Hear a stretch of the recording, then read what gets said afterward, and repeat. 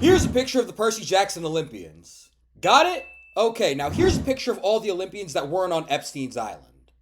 It's no secret that Percy Jackson's gods are some of the most disturbed, vile, and frankly pretty weird deities in all of fiction. Despite being alleged good guys, they're responsible for stuff that makes Sukuna call the cops. Or in other words, they're actually pretty accurate to Greek mythology. But among them, there exists a special few even more terrible, incompetent, or just straight up more annoying than the rest.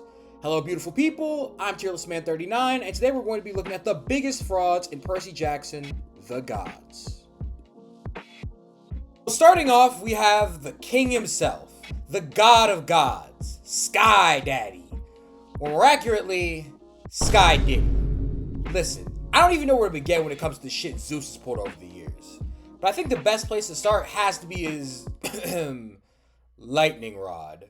If you look far enough back into any problem in this series, there's a 99% chance it's because Zeus couldn't keep it in his pants. My guy is overly freaked out. He's like a terrorist at a vegan rally. He just slings meat at everything that moves. You're a woman, you're getting meat. You're a man, you're getting meat. You're a rather seductive looking tree, meat on meat on meat. And it's so weird how he goes about it too. This nigga will do anything to hit.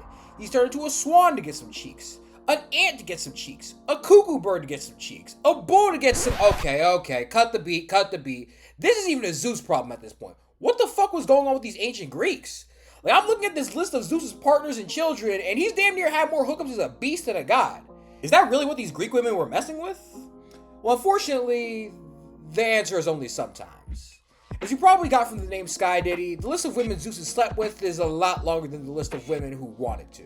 We're not going to get too deep into it, but Zeus has done a lot of things that should get him put under the jail. But speaking of horrible crimes, let's talk about his rules for thee, but not for me attitude. You see, I wasn't lying earlier when I said Zeus keeping it in his pants could have saved humanity. As we found out, children of Zeus and his brothers Hades and Poseidon were causing too much carnage in the mortal world. So, after World War II, they formed a pact to have no more kids. A pact which Zeus very emphatically proved by trying to 360 no-scope Hades' children, despite them being born before the pact. Now you'd think with how hardline he'd been about this little agreement, he'd at least keep to it himself. But of course, and say it with me now, Zeus couldn't keep it in his pants. Not only did he break the pact once, he broke it twice. He had 2 kids by Beryl Grace, and besides maybe some of the freaky stuff from earlier, this might be the single worst crime Zeus has ever committed. Not only did he break the oath he made with his brothers, not only were these children a threat to the world just by being born, not only did he hardly take any precautions to keep them safe, but worst of all, both of his kids are trash. Ugh. Brother, ugh. Imagine risking all that, going back on your word just to have a kid who's out here at them Artemis parties, and another one who got victimized by a flying brick. And despite all his massive flaws, Zeus has the nerve, the gall to take his anger out on everything else that moves. He rules the gods with an iron fist because they're all too scared to challenge him. Meanwhile, this dude is a paper tiger. He brags all the time that he took on Typhon solo dolo back in the day. No help, no hacks, no nothing. So of course when Typhon comes back, Zeus goes back out there and easily handles him solo, right? Right? I'm just kidding. He actually was so scared he took every Olympian he could find as backup and he still got put on his back. What a bum, man. Now Zeus is obviously the king of frauds, but at least he's competent some of the time. You know who can't even claim that?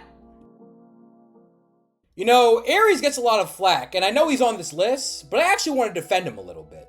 You see, one thing I hate about the gods is the way they hurt children, whether through abuse or neglect or even worse. So it was really kind of Ares, really generous of him to break that trend, reverse that cycle, and get his ass beat by a 12-year-old for a change. I don't even know how you can call yourself the god of war after letting a middle schooler push you to high diff in a sword fight. A middle schooler who's been training for less than a year, mind you. The literal embodiment of violence and carnage, and you got belt from a kid whose balls haven't dropped. Now Percy's cold, don't get me wrong, but I can't even count on my hands the number of times a way older, way stronger Percy had more trouble with regular monsters and minor gods than with a literal Olympian. But that's not really anything new for Ares. Whether in the actual myths or the Percy Jackson books, the best thing I could describe Ares as is a butt monkey, a jobber, the Worf effect personified. For all his hype, for all his statements, Percy Jackson Ares is a lot less DC Ares and a lot more Marvel Ares. or Record of Ragnarok Ares, or God of War Ares. Actually, most versions of Ares I can think of are butt monkeys. Matter of fact, can anyone watching this put in the comments a fight Ares won during the series? Not even just Percy Jackson, I will expand that to literally any Rick Riordan book. As far back as my memory goes, this dude has done nothing but puff out his chest just to get that hoe deflated immediately by anybody he fights. But hey, whatever. You can't win them all, right? Besides, he still has his super powerful demigod children. Ares' cabin is hyped up as a force of nature in the books. I mean, after all, since he's so good at getting his ass beat by children, he should be great at teaching children to beat other people's asses. Small problem. None of his kids can fight. Well, except for Clarice, none of his kids can fight. Despite their heritage as children of the literal war god, they inherited all of his incompetence and none of the deadliness. I truly think that if you put Ares' cabin against even Aphrodite cabin, these guys will get torn in half. I'm not joking either. Selena Beauregard alone would belt 99% of the Ares kids. And if you've watched my other videos, you know how much it pains me to say that. And Piper? That's not even a question. She could just tell them to use their own swords as toilet paper and that's that. Seriously, you have to go so far down the list to find a cabin that Ares beats. No one lives in Zeus, Artemis, or Hera cabin, so they don't count. Poseidon and Hades mean dealing with Percy and Nico, which... no. Hermes' cabin has too many kids. Apollo has more relevant named demigods than any other cabin. Hephaestus' cabin tortures them with any number of inventions. Athena cabin has Annabeth. Heck, even Demeter cabin, the gardening demigods, win just off the back of Meg McCaffrey. I think the only Olympic cabin these guys can take is maybe Dionysus, and that's because they only have one camper. 2 Pollux and they really might have something to worry about. Now Ares is a fraud god, but at least he's just a normal god. You know who's supposed to be above the gods? The Primordials. We're going to step away from the Olympians for a second though and talk about their alleged greatest enemy. An ancient evil from before time had a name. A being so powerful that even the Olympians could never stand before her. A monster who even while asleep destroyed the lives of hundreds if not thousands of demigods and raised an army of terrible giants who had to be slain by gods and half-bloods in tandem. Ladies, gentlemen, and those beyond the binary, be afraid of the scourge of the cosmos, enemy of the gods, the very earth herself, Gaea. Compared to her, no villain comes close. Kronos, irrelevant. Typhon, insignificant. Should Gaea wake up, humanity and Olympus alike would end within an instant. No one could possibly stop her. Well, unless you're a pair of 5'5", 16-year-olds with less than a year of training. In that case, stopping her should take a minute, or maybe 2 at most.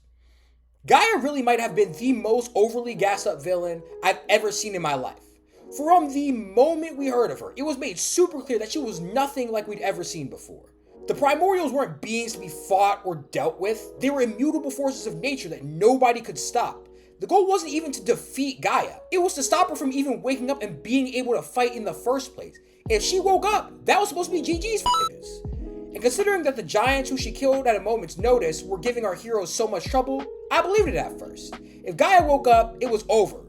But then, she actually did wake up. It got packed up in the first minute she was on screen. Piper swooped in and sung her a lullaby, and just like that, she was back to sleep. Then Leo Valdez, of all people, blew himself up, and that was it. 5 books of hype for a 1-chapter ass whooping. Awoken Gaea didn't catch a single body. She put up no buckets. She didn't score. Even Leo, who literally sacrificed his life to pull the win, ended up coming back to life and even getting a date with the queen of groomers herself, Calypso. She really needs to get her own section next time. Compare that performance to her boyfriend Tartarus. Now that's a real primordial. House of Hades had Percy and Annabeth stressing in the dirt just trying to leave Tartarus. Not kill Tartarus, leave Tartarus. Even surviving being near him is considered one of their best feats in the entire series. Meanwhile, Gaea got packed up by some dirty talking and exploding dwarf. I'm more scared of Coach Hedge at this point than I ever was of Gaea. But look, I could sit here all day going through every single god and find something crazy. I really could. Matter of fact, before our last section, I think I will. To get it out of the way, we're going to cover some of the more general problems with the gods and address some of the ones who didn't make the list. For one, basically every god is a deadbeat. Even Artemis, the virgin goddess, doesn't do shit to protect the kids under her watch. And before you come at me, let me ask y'all something. You ever wonder why there's only like 30 hunters of Artemis? I mean, after all, they live forever and they've been recruiting new members for thousands of years. You don't find it a little strange that they only have a classroom's worth of people? They're closer to a football team than a battalion. That means A, either every hunter ever is doing the dash at the earliest opportunity, which I can't blame them for, or B, working for Artemis has a higher mortality rate than Ebola. But I've ragged on Artemis enough in the first 2 parts. As much as I clowned Zeus, besides Artemis, literally all of the Olympians are massively horny weirdos. Like, they are physically incapable of keeping it in their togas, and if they like you, and they want you, you can do it either the easy way or the hard way. The choice is yours. Finally, every single one of them are psychopaths. You can find at least one story for every single one of them where they get rage baited into carpet bombing a daycare or something because a 2-year-old forgot to give them an offering from their animal crackers. But the one and only exception to the rule is my goat Hestia. She's not out here popping out unwanted kids. She's not out here getting rage baited into nuclear airstrikes. As far as I know, she actually respects consent. All she does is tend to her hearth and be on some chill shit. She even liked this video and subscribed to the channel, which you should do too if you want to be goated, sexy, and have a fat booty just like Hestia. But her being the exception to the rule just makes it that much worse, because it means the gods don't have to be like this. It means the gods choose every second of every millennia to be pieces of shit. But there does exist one Olympian who, despite being the worst of the worst, managed to break the cycle. Someone who learned empathy, kindness, and more importantly, how to stop being a fraud. Let me regale you with the curious tale of Apollo. Now, if you've been following this channel, you know that a certain commenter has been asking me to cover this guy for the past 8 videos. And I honestly really didn't want to, until I started doing some revisiting of Trials of Apollo. Apollo might have had the single greatest character arc in any Rick Riordan book. Now, for those of you who've only read the original Percy Jackson books or the Heroes of Olympus, your impression of Apollo probably isn't the greatest. To sum it up, he's a douchebag. He's a pompous, arrogant, creepy loser. If Trials had never dropped, I'd have put him down as another fraudulent Olympian without a second thought. But due to his role in the conflict against Gaea, Sky Diddy himself decided to snatch Apollo's chain and send him to Earth as a mortal, leaving him as a pompous, arrogant, creepy, ugly loser. That's actually what really gets to him at first. More than the loss of his powers, more than being cut off from his family, it's the fact that he's chopped. Also that his name got changed to Lester Papadopoulos, which, to be fair, would have killed me too. But Apollo also lost a lot of his memories when he got turned into a human, and he had to get them back by way of interacting with the people he'd hurt. And it turns out, that was a whole lot of people. Over the course of the series, we meet dozens of people that Apollo has hurt, ranging from the people he fucked to the ones he just fucked over. And as he comes to terms with it, he actually comes to the realization that he'd been a trash person for thousands of years. But instead of curling into a ball, my guy Apollo went on to save the world, slime out Python, stand up to Zeus, and get his godhood back, all while making amends along the way to everyone he'd hurt. And even when he finally became a god again, did he switch up? Did he ignore the people who helped him? Nope, he stayed locked in and loyal to the soil. He proved that despite their age and their nature, the Olympians can change, they can grow, they can be better, they just choose to be frauds. But if you want to see how fraudulent the children of the gods are, you can check out my other Percy Jackson fraud videos here. All featured artists are in the pinned comment. I love all you beautiful people, and I'll see you next time.